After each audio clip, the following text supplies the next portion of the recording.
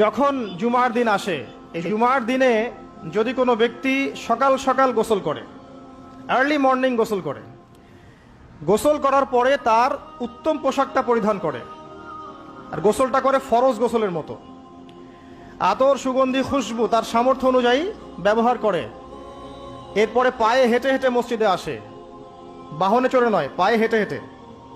যদি আপনি অনেক দূরে থাকেন সেটা আলাদা কথা।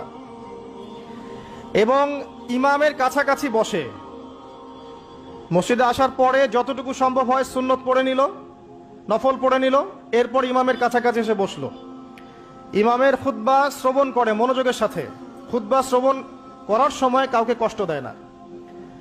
কাউকে কষ্ট দেয় না মানে হচ্ছে যে কেউ কথা বললে তাকে এতটুকু বলে না যে তুমি চুপ করো, কোনো কষ্ট দেয় না।